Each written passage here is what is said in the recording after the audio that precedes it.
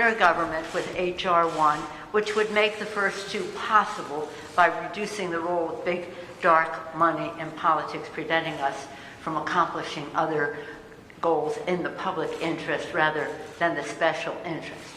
On the subject of health care, this was a reiteration of what we had run on in 2006. 6 for 06.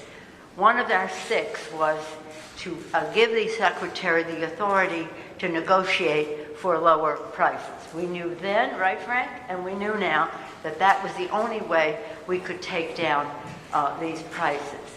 Of those 6 for 06, 5 of them became law, 1 did not, and that was giving the Secretary the authority to negotiate for lower prices. That is the heart of H.R. 3, which is very much a part of the legislation you'll hear very much about today. So I'm honored that we're here with Richie Neal by video.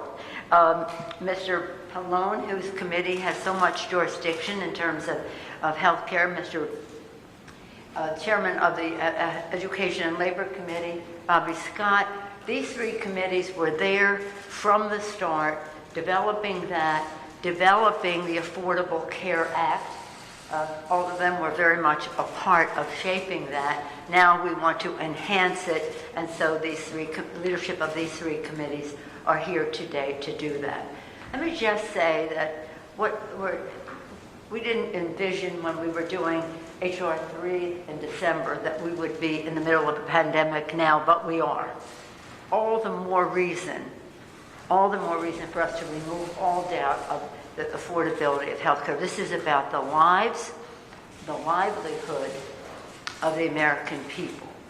And I always like to quote Mr. Clyburn, who always likes to quote Martin Luther King, who said, of all the forms of inequality, injustice in health is the most shocking and the most inhuman because it also often results in physical death. Well, that is true generally speaking. It is also true at the center of this pandemic where there is a disproportionate number of deaths in communities of color because of inequality of access to health care. So that's what we're here to talk about. I could say a lot about each of the people who is here. Lauren Underwood, Colin Allred, Andy Kim, Angie Craig, part of our freshman class, who from day one, from day one have taken the lead on this, and in terms of asserting Congress's right to fight in court against the president's repeal of the Affordable Care Act, repeal of pre-existing condition benefit, repeal of so many opportunities for people from day one, and they'll talk about their roles in all that as they join our distinguished chairman. In between it all, Mr. Ruiz, a physician, many degrees in public health and medicine, as well as a member of Congress, will speak to us about that juxtaposition of policy and good health in our country. And with that, I'm very pleased to start out with how we started this congressional session a year and a half ago, with Mr. Allred taking the lead, and I yield to the distinguished gentleman from Texas, Colin Allred.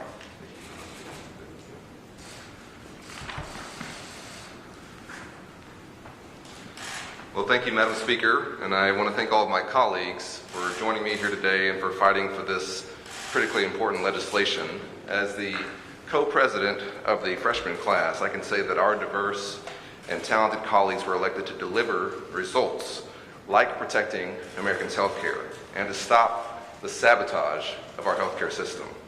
And that starts with stopping the Trump administration's lawsuit to end the Affordable Care Act in its entirety. This pandemic has made clear the deep inequities and failures in our healthcare system. This is especially true in my home of Dallas County, where 1 in 4 folks don't have health insurance.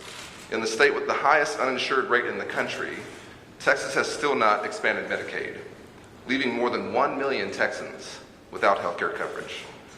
These problems were clear before the pandemic, and yet this administration is still dead set on achieving through the courts what they could not do in Congress. While we all fight for this common sense legislation that will improve the ACA, as we speak, the Trump administration is engaging in a cynical attempt in federal court to tear it down and rip away health care from millions of Americans. Families like the Rose family in Rowlett, Texas, in my district, who I met at the opening of a veteran center. Rob and Debbie Rose have been able to get plans on the exchange as they waited for their Medicare coverage to kick in after Rob lost his job and the health care that came with it.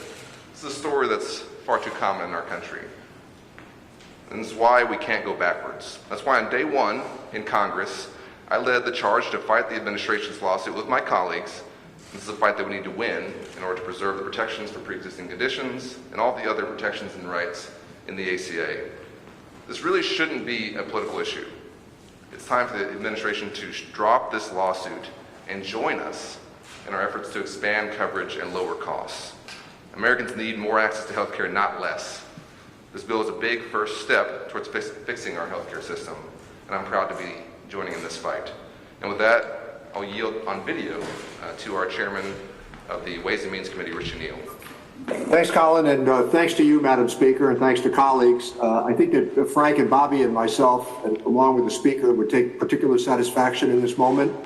We helped to write the Affordable Care Act, and overwhelmingly it has been successful. A compelling statistic, even as we assemble, 100% of the children in Massachusetts today have health insurance, and almost 98% of the adults in Massachusetts have health insurance because of our efforts. As Dr. Fauci reminded us yesterday, we're very much in the midst of this pandemic. There is no better time than to increase access to high-quality health care while lowering health care costs than right now, especially as Republicans continue their efforts to dismantle our health care system and eliminate protections for millions of Americans with pre-existing conditions. In response to the devastating challenges Americans are facing due to COVID-19, the Ways and Means Committee contributed provisions in this legislation to expand tax credits to lower premiums on the marketplace. For the first time in history, the AC, no person will pay more than 8.5% of their income in a silver plan secured in the marketplace. We also recognize the need of newly unemployed Americans who will now be looking for health coverage through the marketplace, and made sure they now qualify for subsidy. For earning $40,000 a year would save nearly $1,600 in premiums this year. An adult earning about $19,000, and Americans have members of our family that only earn $19,000, would see premiums cut to zero, saving $800 a year. A 64-year-old earning $57,000 a year would save more than $8,700 in premiums each year. These are significant savings that would make a big difference for Americans during this crisis. The well-being and financial security of the American family and the workers of our nation are at stake. We must act quickly to pass this urgently needed legislation.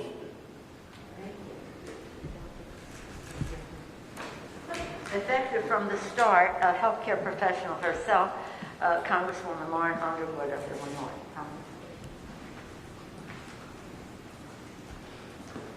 Thank you, Madam Speaker, and thank you, Chairman Neal. Thank you for the opportunity to be a part of today's historic unveiling of the Patient Protection and Affordable Care Enhancement Act. For Americans who remain uninsured or underinsured, we know affordability is the biggest barrier to coverage.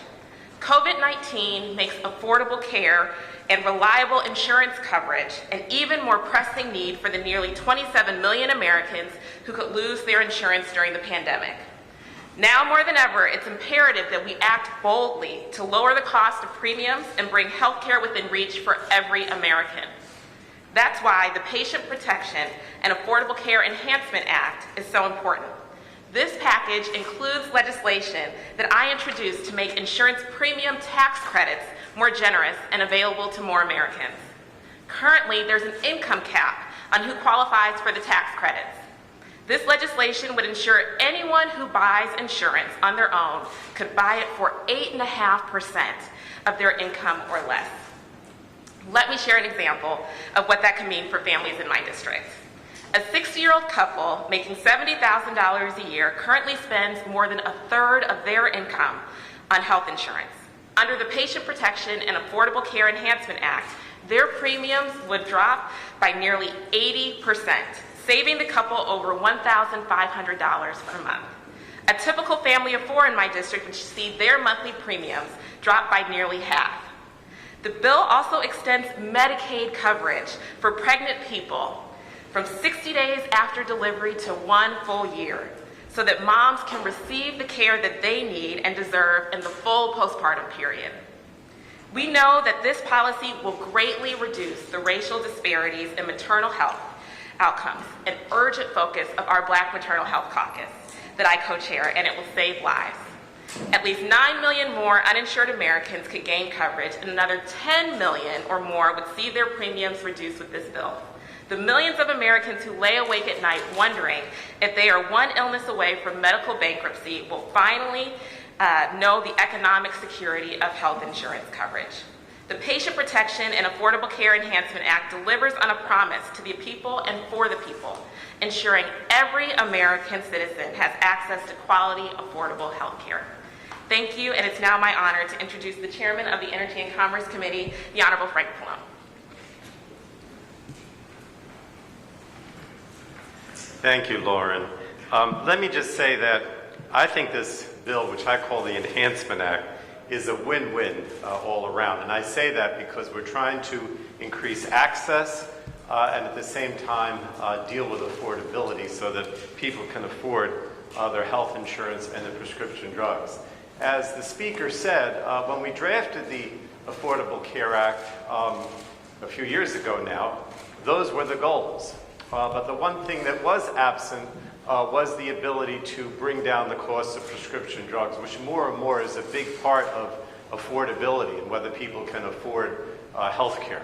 So what do? Well, in the ACA, the two ways to expand access that were crucial were, one, to provide a level of tax credit or subsidy for people to pay their premiums on the individual market.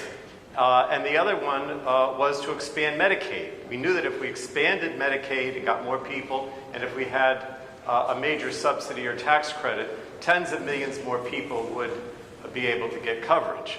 And so that's what we're doing with this Enhancement Act, because we know that with COVID, prices of health insurance are probably going to go up. And we know that many states have not expanded Medicaid, and now because they're not at 100% match anymore, they may have less of an incentive to do so. So we basically address both of those things. We say that we're going to increase the level of the tax credit or premium. It's estimated by CBO that premiums would be 10% lower because of this bill. So we give a greater subsidy to pay your premium, and we also increase the level of income at which you're eligible for a subsidy. And essentially, there's no cap anymore, so almost everyone gets some kind of help. With regard to Medicaid, we know that if we go back to the 100% match, that creates an incentive for those states that haven't expanded Medicaid to do so. So CBO basically said this morning that 4 million more people would be covered under this Enhancement Act, 2.3 under Medicaid, and significantly more because they would buy individual insurance and it would cost them less. But the win-win is also the fact that we put in the negotiated price legislation that was part of H.R. 3, as the speaker said. I mean, why in the world should our country, all the other developed countries in the world, prices are, half, 25%, sometimes they're 10 times the cost here of what they are in other countries. And that's simply not fair. And then what do? We take those savings, the savings from those negotiated prices, and it's used to pay for the additional subsidies and for the 100% match for Medicaid. So it's a win-win all around, and it's part of the effort by House Democrats, again, to get more people have health insurance coverage and also increase affordability for both prescription drugs and for their premiums, with the goal constantly of trying to get as close as we can to universal health insurance. And with that, I'd like to introduce another one of our, I don't like to say new members anymore, relatively new members who's been very active on this issue, Angie Craig. Thank you so much, Chairman Pallone. I think at this point the freshman class is pretty darn experienced after this 116th Congress. My name is Angie Craig, and I represent Minnesota's 2nd Congressional District. This bill today is immensely personal to me. See, I grew up for a portion of my childhood without access to health insurance. I still remember the box of bills that piled up on the kitchen table that my mom couldn't pay. I also spent more than 20 years working in 2 healthcare manufacturing firms. And I also had responsibility for healthcare for 18,000 Americans at a major U.S. company. For the 51% of non-elderly with pre-existing conditions in my congressional district, the ACA was a lifeline. I ran for Congress because Americans don't just need us to address the cost of healthcare, the cost of health insurance. They need us to address the cost of healthcare. This is a moment that requires us to come together as Americans and stop playing politics with healthcare. The Patient Protection and Affordable Care Enhancement Act strengthens the important progress we've made under the ACA.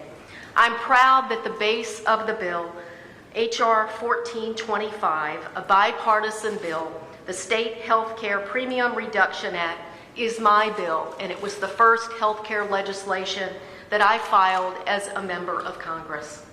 See, Les and his family they're farming in my district, and they currently pay over $20,000 a year in premiums with a $12,000 deductible in the individual marketplace. Another farmer farms by flashlight and works during the day, just for the family health insurance. This bill will allow states to lower the cost of premiums in the individual marketplace and to expand access to health care to more Americans. These examples show the heart of the problem. If health care isn't affordable, it isn't accessible. I'm also pleased that this package includes the transformational drug pricing negotiation mechanism from the Elijah E. Cummings Lower Drug Costs Now Act, which finally takes on the high cost of prescription drugs. It's long past time to stop trying to tear down and throw out the ACA. It's time to work together to build the healthcare system Americans need and deserve. Thank you. I'd now like to turn it over to my colleague and friend, Congressman Andy Kim.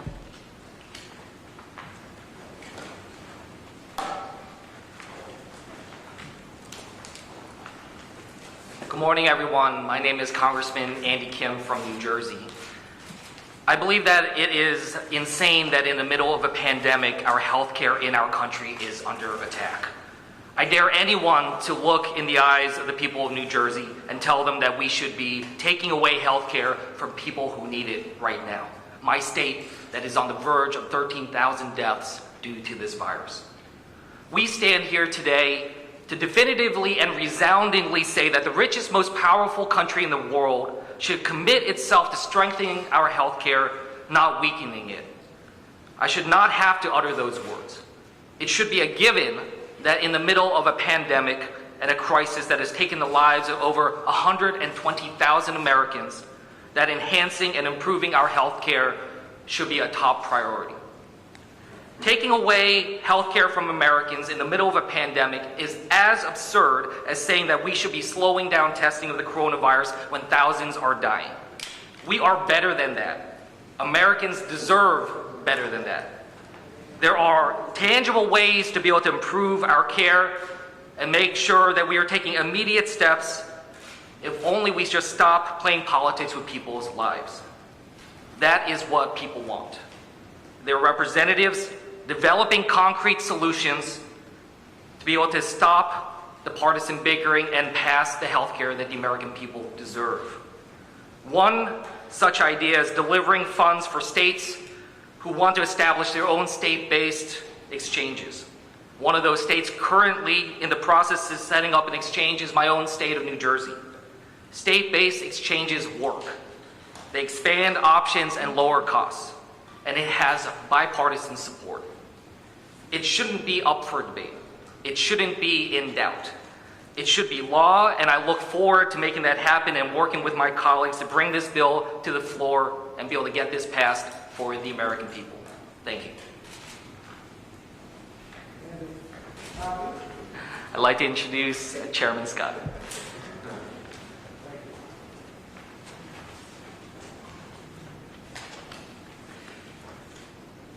Thank you, Congressman Kim, and thank you, Speaker Pelosi, and our chairs for their work, and our other members for working to expand access to affordable health care, especially during this pandemic.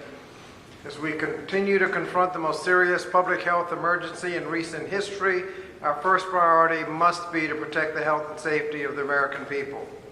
Based on job losses in March and April alone, experts estimate that over 26 million people across the country have lost their job-based health insurance due to the COVID-19 pandemic.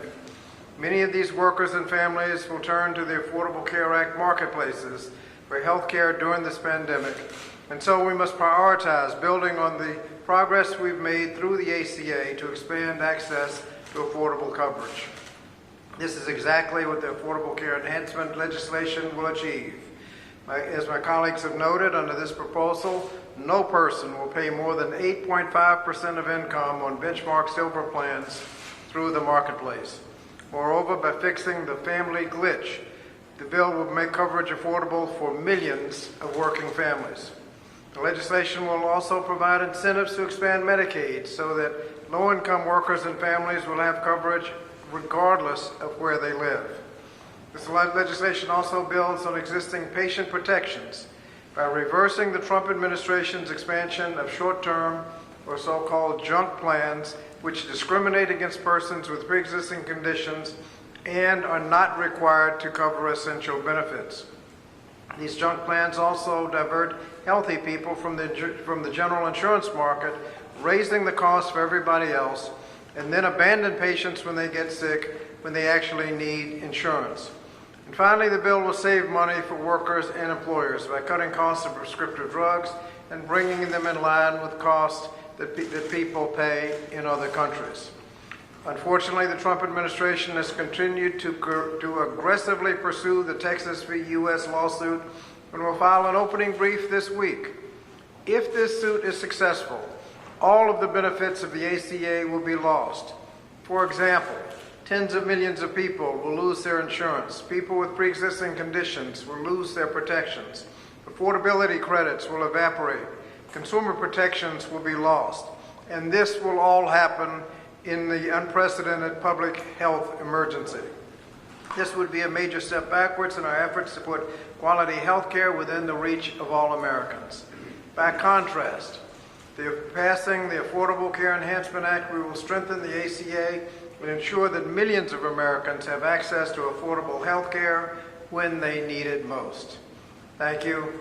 And I now wish to call on the gentleman from California, Congressman Dr. Raul Ruiz.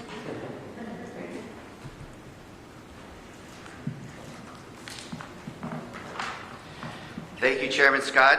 Thank you to Speaker Pelosi for your leadership and your relentless determination to make true the words "for the people." I'm Congressman Raul Ruiz, and I represent California's 36th Congressional District, where I practiced emergency medicine before being elected to Congress. As an emergency physician, I have seen the faces of failed healthcare policies. I have looked into the eyes of the suffering when they couldn't afford care.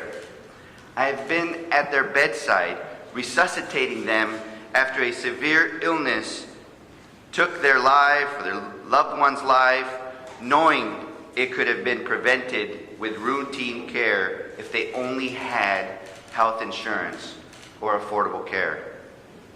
And even now, I have gone into hard-to-reach and high-risk communities and personally conducted COVID-19 testing, watching the health inequities and disparities play out in real time, seeing disproportionately higher rates of transmissions and deaths in low-income, uninsured, Latino farm workers, and the homeless communities.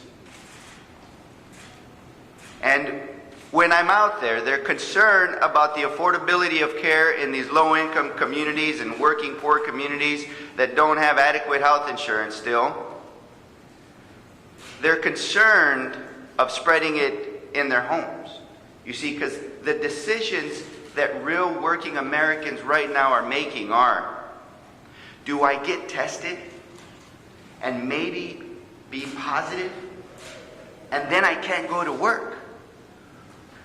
Well, how am I going to go to work if I'm positive? They won't let me, therefore I won't get the income to be able to support my family. These are decisions that American families should not be making in the greatest country this world has ever seen.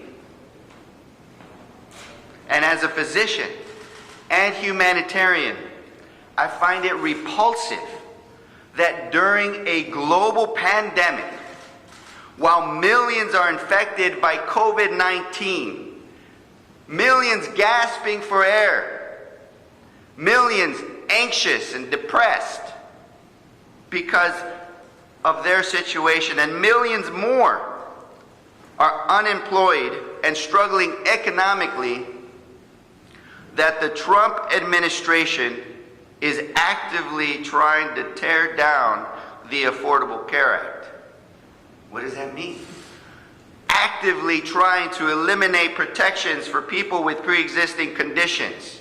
All those underlying illnesses like cardiopulmonary diseases, diabetes, immune weaknesses that render someone more likely to die from COVID-19.